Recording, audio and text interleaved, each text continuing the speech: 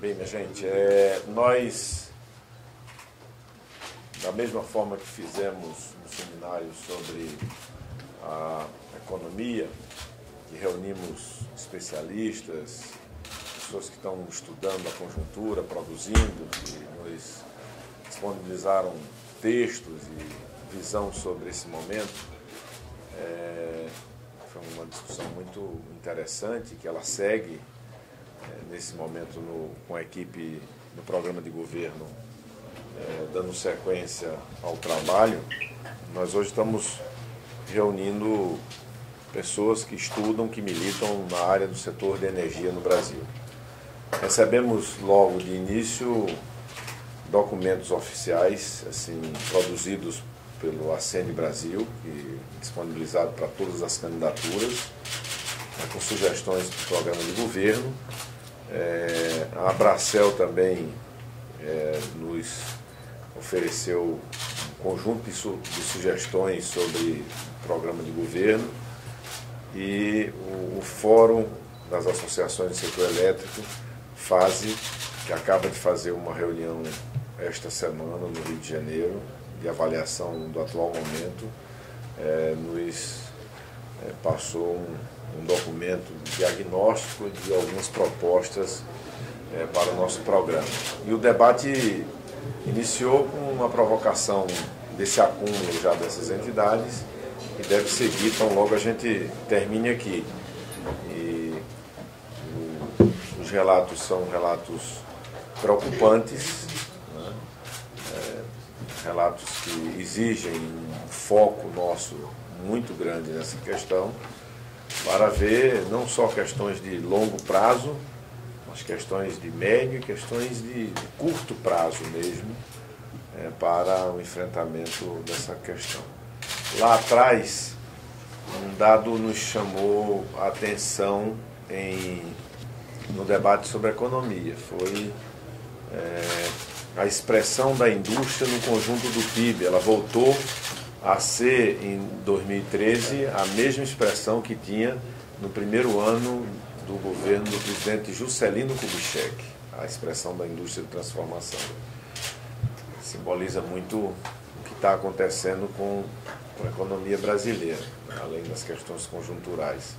E um outro dado que foi transmitido aqui para a Marina e para mim, que chama muita atenção nossa, é a expressão da energia renovável na matriz energética brasileira, que volta em 2012, isso é um dado de 12, esse dado só deve ter piorado em 13 por conta do aumento do combustível, o aumento do uso das termos a carvão, a diesel e tal, que voltou, né, a ser menor do que era em 2003.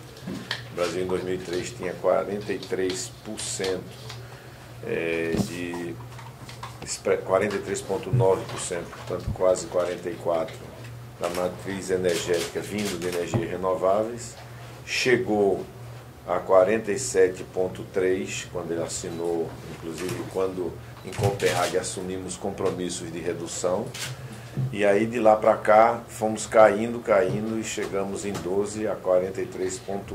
Então esse é um sinal, né, do quanto houve retrocesso, da necessidade de enfrentarmos não só uma dificuldade de curto prazo, que é real, né, e vocês estão acompanhando, né, essa questão do quanto o governo tomou emprestado na conta do consumidor, né, sem consultar o consumidor, já fez a dívida em nome de milhões de brasileiros que nem sabem que estão endividados, né, como o governo endividou as distribuidoras para que essa dívida seja paga pelos consumidores. De certa forma, o governo endividou as famílias brasileiras sem abrir o jogo de qual é a situação que nós chegamos no setor elétrico, que é uma situação de muita dificuldade. Ontem mesmo eu estive em Minas Gerais e ouvi de muitos produtores, inclusive da pecuária leiteira do interior de Minas e da fronteira ali do Goiás, de que estão tendo que comprar pequenos equipamentos de geração, pequenos geradores, para não perder sua produção do leite, porque está havendo cada vez mais interrupção no fornecimento de energia, né, de forma repetida, fazendo com que muitos pequenos e médios proprietários que não têm esses equipamentos percam a sua produção, né, porque os esfriadores ficam sem energia e o leite se estraga. Ou seja, essa é uma situação que está chegando no cotidiano das cidades, das pequenas iniciativas, dos equipamentos que estão queimando nos comércios na periferia do Brasil. E o debate aqui vai seguir daqui a pouco. Nós estamos conscientes de que esse é um dos pontos em que o nosso programa vai ter muita atenção para sugerir nossa visão estratégica e nosso compromisso com uma matriz sustentável que fortaleça as energias renováveis, que invista fortemente na energia solar, na energia eólica, na geração distribuída, numa visão de eficientização energética, que é uma política que o Brasil abandonou efetivamente desde o pós-apagão de 2001. Né? A gente não levou a cabo uma política consistente de produzir a mesma coisa com menos energia, de incentivar indústrias que fizeram esforço no sentido de economizar energia nas suas linhas de produção. A questão da geração distribuída para nós é um desafio muito importante, né? E as medidas emergenciais que são possíveis. Nós torcemos para que o governo tenha a responsabilidade que ainda não demonstrou ter, né, para não deixar de tomar as decisões que precisamos que sejam tomadas antes do processo eleitoral, no sentido de evitar o pior. Né? O governo deve ter a responsabilidade de ouvir os técnicos, né, as pessoas que estudaram, que acompanham, que estão vendo. 6% de chance. Hoje, os indicadores colocados nesse seminário indicam que nós temos 46% de chance, portanto, é quase um cara a coroa, né, de até dezembro termos problemas sérios no fornecimento de energia. O governo já endividou a população sem consultar a população, e o governo não pode mentir para o povo brasileiro por interesses eleitorais diante de uma situação grave de um setor estratégico como esse. Tem jeito, né? Tem jeito de superar essa crise se o governo tiver responsabilidade. Até agora, nós não estamos vendo responsabilidade do governo para enfrentar essa crise, preservando o interesse da cidadania. É isso. Campos, de quem que é esse dado de 46% de chance? E quando você fala em providências, que providências o governo deveria tomar que não está tomando?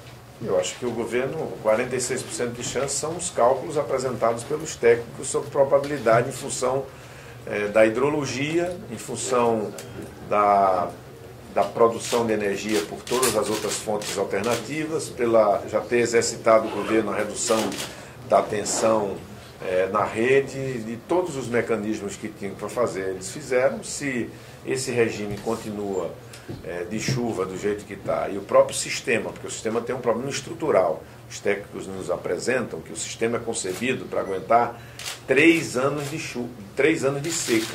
Ou seja, você simula para que, mesmo que não haja um regime adequado de chuva, não haja problema de fornecimento de energia.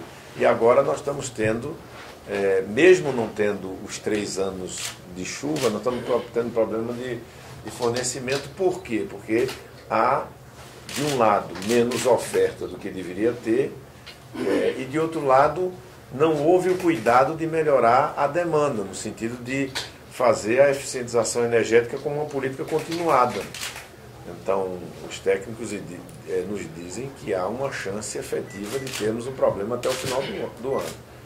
Então, nós estamos ouvindo isso de associações, não estamos ouvindo de militantes do PSB ou da rede.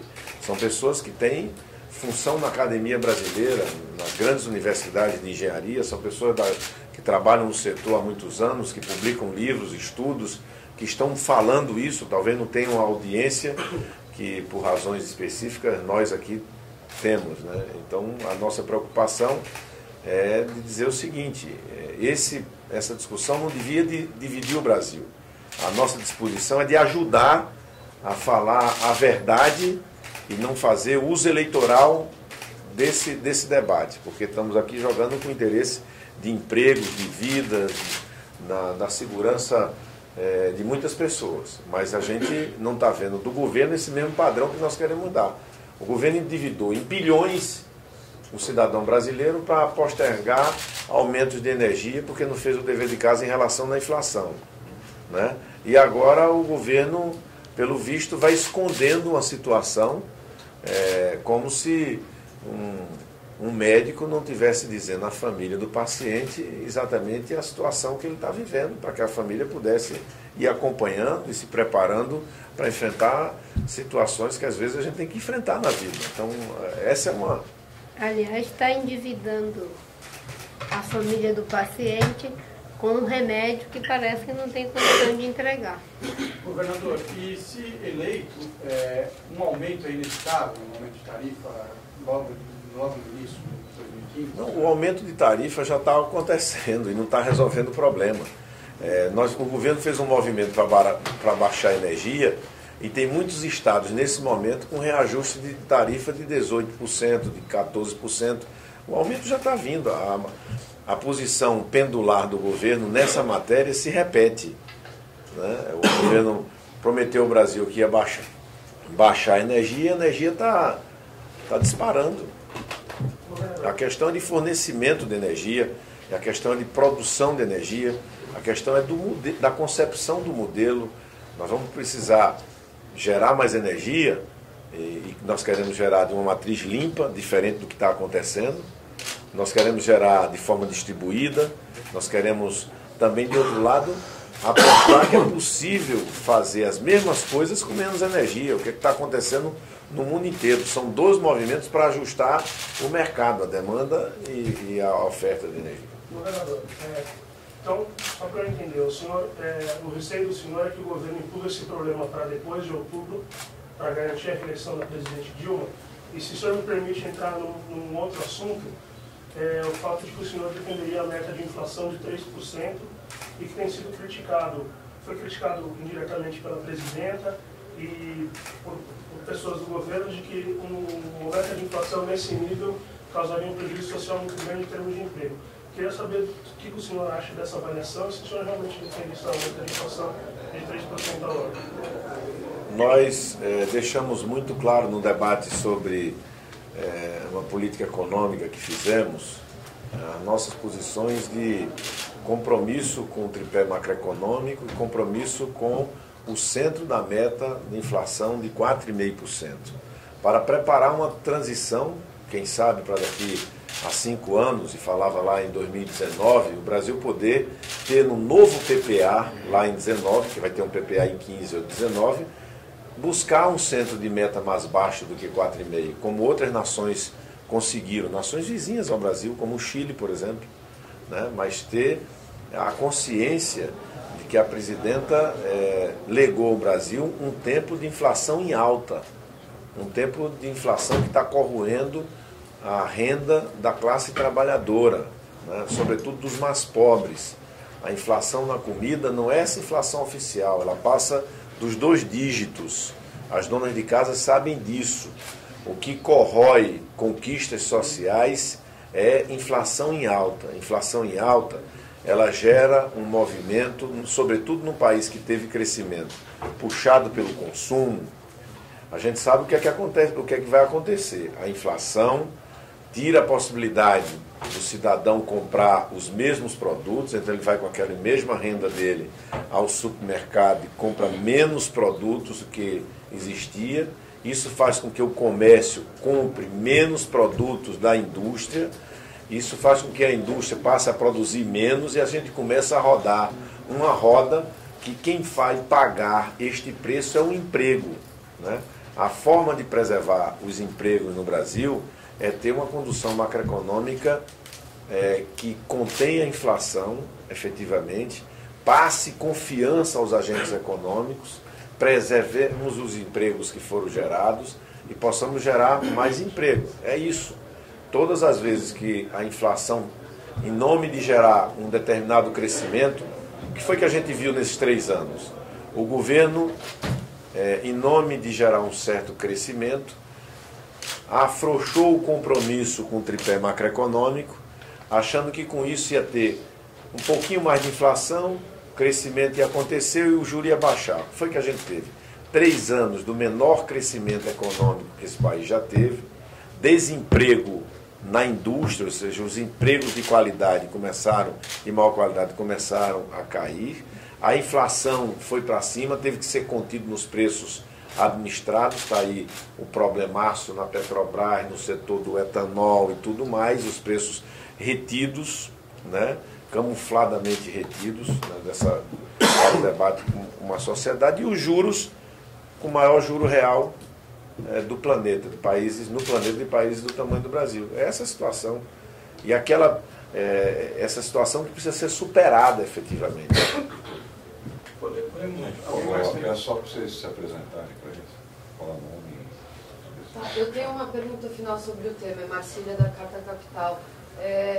Para mudar essa matriz energética, com certeza vai acarretar gastos e investimentos. De onde o senhor pensa em tirar ou como manejar esse orçamento para ter essa mudança? Eu acho que nós temos que fazer mais leilões, né, de energia renováveis, nós temos que ter uma série de projetos que estão feitos, inclusive de PCH, de parques eólicos, de gente que quer investir em energia solar. Você não pode imaginar que seja correto que o plano decenal do setor elétrico no Brasil não considere a fonte solar.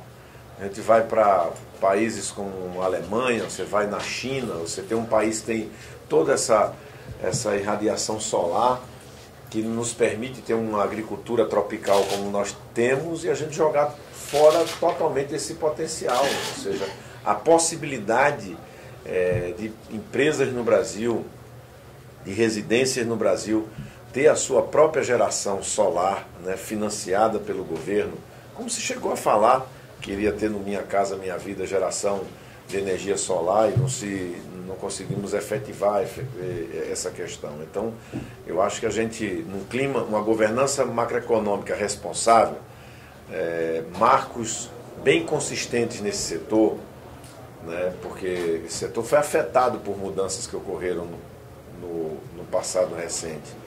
E um setor como esse, que os investimentos são para 20, 30 anos, as pessoas precisam sentir segurança jurídica, segurança efetiva na condução do país. Se você retoma a confiança, se você faz uma aposta, claro, em energia renovável, em eficientização energética, a gente vai fazer com menos dinheiro do que a União está tendo que usar hoje. A União jogou cerca de 18 bilhões o ano passado para compensar exatamente as distribuidoras de energia. Desses 18 bilhões, 8 bilhões foi nosso, da cidadania brasileira, dos contribuintes brasileiros, e 10 bilhões nossos de novo, porque é o empréstimo que ele tomou para o povo pagar em 2013. Agora a conta é maior. A conta para este ano está na casa dos 25 bilhões. Né? Então o governo vai ter que botar mais 10 bilhões de um dinheiro que perdido, não é nem investimento, perdendo. E vai tomar mais 15 bilhões que ninguém sabe, nem a sociedade não sabe, a dona de casa não sabe, que está, em 2 anos, tomaram emprestado em nome dela 18 bilhões de reais somente. Fernando, só um segundo. Fernando aqui. Fernando do Valor Econômico. Queria saber se o senhor considera, voltando ao tema da economia e da inflação, se é fundamental realmente uma política de austeridade fiscal para também ser uma das alternativas para controlar um pouco a inflação que está batendo. Eu acho que nós precisamos de uma política criativa para gerar transparência. A criatividade tem que gerar a transparência nas contas públicas. Na hora em que a gente tem compromisso com o tripé, com a meta inflacionária, e tem compromisso com a transparência, vai permitir que a política fiscal brasileira faça escolhas, né? Para que a gente possa ver, por exemplo, esse dinheiro, nós estamos falando aqui de 18 bilhões que nós estamos jogando do Tesouro em 2 anos para erros que aconteceram no setor elétrico. Então, quando se comete erro, aparece o dinheiro. Nós estamos falando, por exemplo, de um debate que é necessário que a sociedade saiba. Todo mundo sabe quanto é que custa o Bolsa Família, né? 14 milhões de brasileiros recebem 21 bilhões anualmente do Tesouro. E nós precisamos garantir ao povo brasileiro que recebe Bolsa Família, as famílias, que essa conquista ninguém vai mexer com elas. Porque essa é a escolha que nós temos que fazer. Agora, quanto é que tem de subsídio em taxa de juros hoje no Brasil? Esse número não está disponível.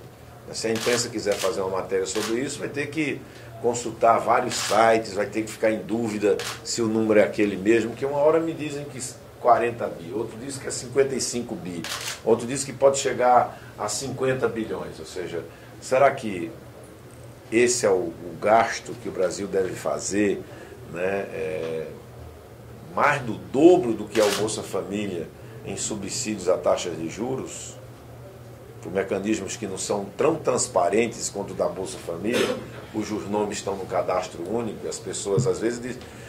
então, eu acho que o fundamental é que o tripé seja mantido e que haja coerência entre a política monetária e a política fiscal.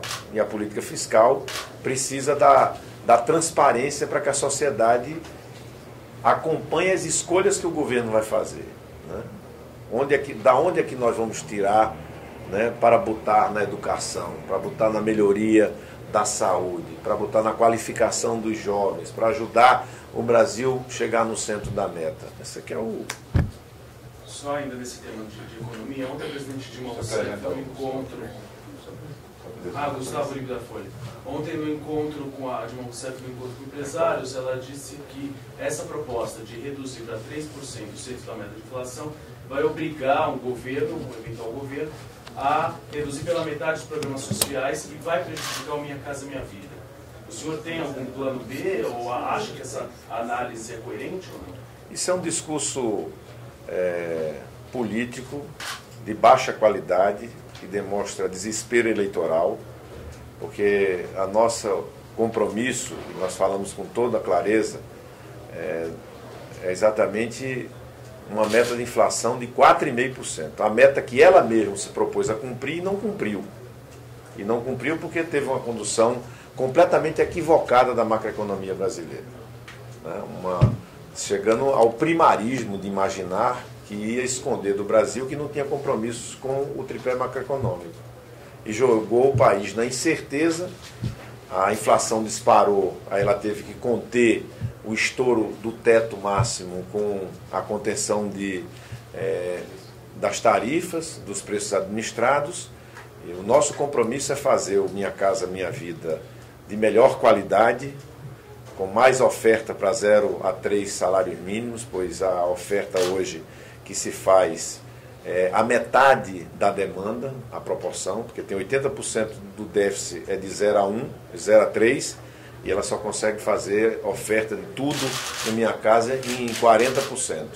E que a gente não vai mexer em conquistas sociais absolutamente. Isso é um terrorismo eleitoral de baixa qualidade, né? O debate que nós precisamos fazer é que a presidenta legou ao país o mais baixo crescimento econômico brasileiro.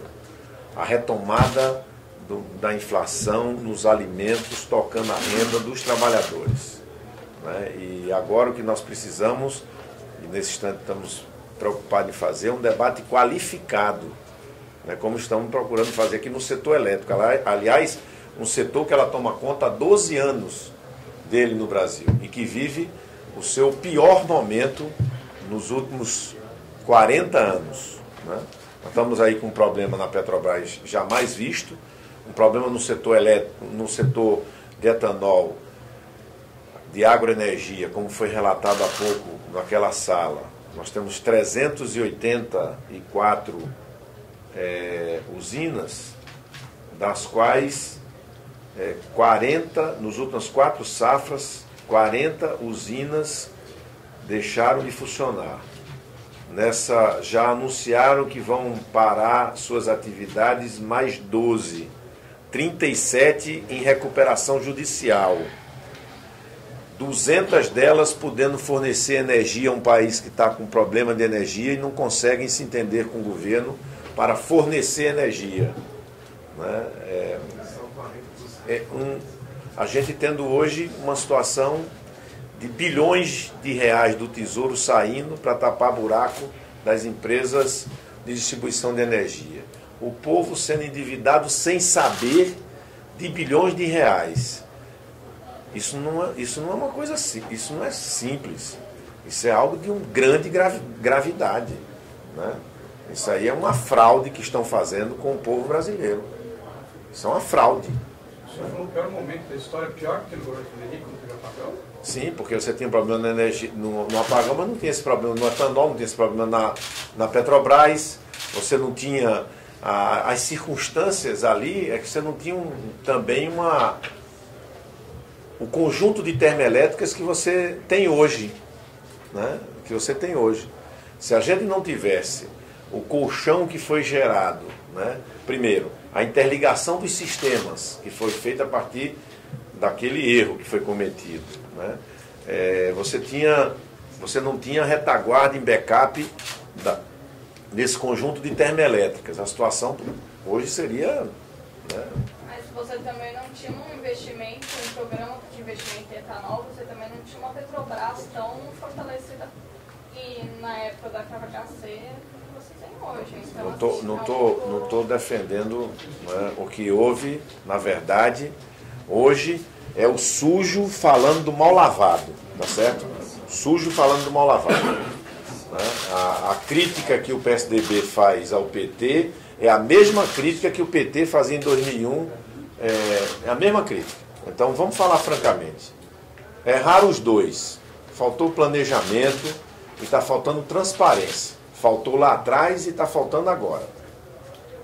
E essa crise é mais grave. É mais grave. Ela é mais grave porque ela está tocando um conjunto no sistema. E ela tem uma bomba relógio que as pessoas não sabem. As pessoas não sabem que tomaram 18 bilhões emprestados para elas pagarem. As pessoas não sabem que tem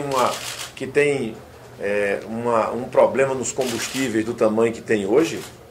O Brasil ouviu falar do pré-sal, do pré-sal, do pré-sal. O povo brasileiro não sabe que o ano passado nós importamos 20 bilhões em derivados de petróleo.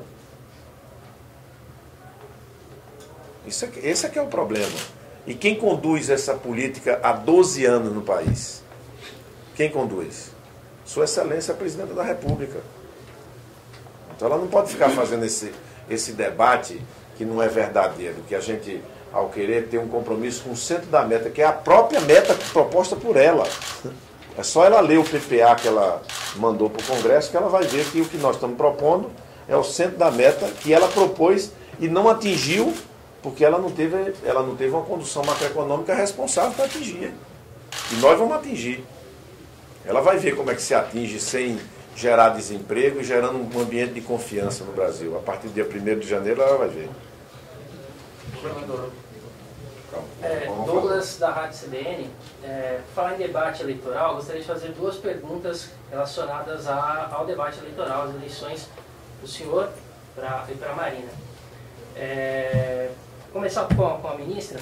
Só uma entrevista sua na Folha de São Paulo, onde a senhora disse que o PSDB já chegaria na disputa com cheiro de derrota, algo do tipo. E em Comandatuba, o senador Aécio Neves, ele disse que a senhora deveria ser mais humilde e disse também que a senhora não pode cair na armadilha do PT, segundo ele, que é a armadilha do PT de dividir a oposição. O que a senhora tem a dizer sobre isso? É que a senhora tem alguma coisa a dizer sobre essa declaração do Tucano? Bem, eu só peguei os fatos dos últimos 12 anos em que essas disputas levaram à vitória de quem hoje está causando todos esses problemas que foram mencionados pelo governador. Agora, quanto à humildade, se essa humildade tivesse se presentificado, não no discurso, mas na prática, em Comandatuba, tentando transformar as outras candidaturas em linha auxiliar da sua candidatura, como se já estivesse no primeiro turno, com certeza não seria necessário a gente estar fazendo esse debate sobre humildade. Humildade não é um discurso, é uma postura. Nós fomos lá para fazer o debate, considerando todas as candidaturas, a da presidente Dilma, a do governador Aécio, a do Randolph e as demais que aconteçam. A nenhum de nós é dado querer transformar as demais candidaturas em linha auxiliar da sua. Então, a humildade não é um discurso, a humildade é uma postura, não é? É muito fácil os dois barrancos que tentam confinar as eleições e a disputa, não é? Em apenas duas opções, ficar dizendo para a água que fica tentando cavar o seu leito, de que ela está sendo arrogante. Arrogante é as margens que tentam nos barrar de caminhar na nossa jornada. Nós estamos humildemente cavando o nosso caminho com os meios poucos que temos, e até já dissemos isso. O PSDB e o PT são forças tão poderosas que eles até já têm o direito de ganhar, me parece. Né? Só precisa combinar com o eleitor. Agora, nós só temos uma coisa, é o dever de não nos omitir, de fazer o debate com a sociedade, como estamos fazendo, de considerar legítimas outras candidaturas, de colocar que segundo turno a gente discute no segundo turno, de que no primeiro turno é importante que se tenha a diversidade das propostas. É dessa forma que nós reagimos. Eu, sinceramente, jamais teríamos que ficar tocando nesse assunto se tivéssemos uma postura em que cada um respeita a possibilidade que cada gota de água tem de cavar seu próprio leito. A minha pergunta ao governador é justamente sobre se referiu ao caminho que está sendo tomado pelo partido, né, nessa pré-disputa. E como que o senhor vê a última pesquisa da Datafolha, que já enfraquece o presidente Dilma, que já aponta pelo menos uma possibilidade de segundo turno, né? Veja, o ponto que todas as pesquisas e essas últimas rodadas vão apresentando, e há um consenso entre todos os institutos, é que passo a passo o desejo de mudança só vai ampliando. Essa que é a questão. Agora no Datafolha já 74%, antes era 70%, que é mudança. Eu vejo as pesquisas nesse instante com grande otimismo. Porque se 25% da população diz que nos conhece, né, a gente já chega em simulações em 11%, em 14%, eu faço uma regra de 3 bem rápida, né, e vejo quando 100%, né, conhecer. E esse é um segredo que nós vamos conseguir contar para muita gente, né, que eu e Marina estamos juntos, que temos um programa de governo, a gente vai conseguir contar às pessoas, para que no dia 5 de outubro as pessoas saibam que existe essa opção.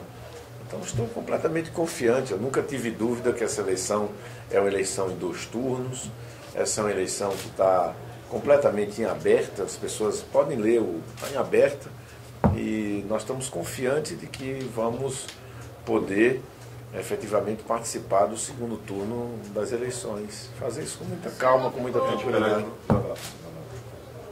Não, é que eu acho que 2010 nos ensinou uma coisa muito interessante, né, de que essa tentativa de confinar o cidadão ao lugar de espectador do processo político não funciona. Cada vez mais o cidadão, o eleitor, ele quer ser protagonista. E esse protagonismo já está sendo acompanhado também de uma aprendizagem de 2010, que tenha segundo turno e que possam ir para o segundo turno para competir, né, com aqueles que estão majoritariamente no processo, uma candidatura que seja ascendente, né? E não uma candidatura que seja descendente, porque o eleitor começa a fazer esse cálculo. O que pode de fato ser algo que, uma vez estando no segundo turno, tem a possibilidade de ganhar, né? Essa é uma sabedoria que eu sinto que as pessoas me falam muito, não é? De que se tivesse surgido nas pesquisas antes a ideia dos 20%, de que não teriam dúvida de que teriam colocado no segundo turno. E eu vejo isso cada vez mais. As pessoas querem uma candidatura que tenha a condição de, indo para o segundo turno, poder alavancar esse protagonismo da sociedade. A sociedade quer ser autora da vitória de quem vai ganhar as eleições. Não serão os partidos, não serão as máquinas, não vai ser o marketing, vai ser o protagonismo da sociedade. Olha, a última pergunta. Peraí, nós vamos encerrar. Última pergunta, nós vamos encerrar, que nós temos que voltar para a nossa atividade. Não tem que voltar para estudar, viu, minha gente? Senão a gente... Só uma queria pergunta. fazer uma pergunta para a Marina e para o Campos. Campos, o candidato do senhor, o afiliado do senhor lá em Pernambuco, que é o Paulo Câmara, disse que seria uma injustiça, numa entrevista que eu fiz com ele, uma injustiça ele fazer críticas ao presidente Lula na campanha dele. Isso é uma postura, uma orientação do partido de não fazer críticas abertas ao presidente Lula. E para a Marina, eu gostaria de saber, a gente já está aí há menos de um mês de uma campanha que vai ser dura, e que vocês ainda não escolheram os candidatos nos principais estados, como São Paulo, Rio de Janeiro, Minas Gerais. Isso não pode atrasar a candidatura de vocês? E por que o partido está demorando tanto em definir um nome nesses estados que tem divergências entre Rede e PSB? No Rio de Janeiro nós já temos candidato. É o Miro, já está fechado, é o Miro Teixeira. Minas Gerais e São Paulo. Em São Paulo nós já temos a definição de candidatura própria de São Paulo e não temos problema de candidatura, porque a Rede está oferecendo uma possibilidade, o PPS está oferecendo uma possibilidade e o PSB uma possibilidade. E nós estamos fazendo o debate. E já temos 14 estados em que temos as candidaturas dessa coligação definida. E até o final de junho vamos resolver os demais processos. Um processo político não é por decreto, nem da parte do presidente do PSB, e queremos dialogar com os outros partidos que estão compondo essa nossa aliança. Quem tem prazo não tem pressa. Tem prazo, né? Tem que usar o prazo para fazer um debate bem tranquilo. Veja, quando o Paulo fala sobre isso, eu não sei exatamente como foi a pergunta, nem li a matéria, não tive essa oportunidade, mas eu acho que ele lá vai fazer o debate com o candidato adversário dele, que é o senador Armando Monteiro. Então, ele está correto na medida em que, muitas vezes, o candidato que se opõe a ele, em vez de fazer o debate, tenta falar dos apoios, e ele quer discutir Pernambuco do futuro, que ele quer construir, qual é o programa dele para a segurança, para a saúde, para a educação. Foi assim que nós ganhamos as eleições de 2006, foi assim que nós ganhamos em 2010, foi assim que o Geraldo ganhou a eleição em 2012. Foi fugindo da rinha política tradicional, do libelo acusatório, da discussão de pessoas e de personalidades para discutir a agenda do povo. Então ele está certo em fazer o debate sobre a agenda do povo, né, sobre a agenda concreta do Estado, os desafios sociais que o Estado tem, a recomposição da base da agricultura familiar depois de 3 anos da maior seca que nós tivemos nos últimos 80 anos, a questão da mobilidade das grandes cidades. Eu acho que ele está correto, né? E ele, como é uma pessoa que tem uma formação técnica, uma formação de fazer as coisas, ele tem muito mais encanto para fazer o debate sobre a solução dos problemas do que um debate sobre velho debate político que não interessa as pessoas. O senhor também pretende poupar o Lula? Não. O senhor pretende poupar o Lula? Não. Só uma coisa, só sobre a plataforma. Quando o senhor acha que vai se tornar conhecido? Porque o senhor já está um mês rodando o Brasil, né? Quando o senhor acha que vai chegar esse... Não, é porque tem 40% do eleitorado que não conhece nada. Eu tenho a impressão de que até a data da eleição, acho que nós vamos conseguir esse intento, né?